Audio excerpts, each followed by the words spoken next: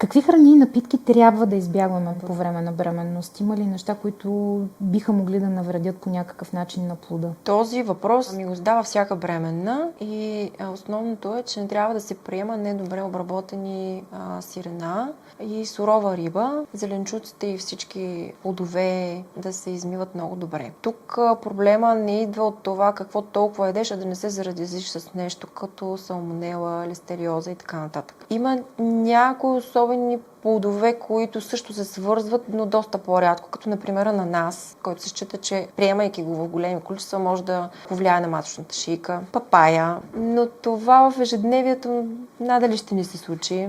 За чайове също е така доста дискутабилна тема, като аз съветвам да е само липа, лайка, може би мента, защото има някои други чайове, които могат да предизвикат контракции на матката, например чай от малина. Мащерка също. А по отношение на кафето?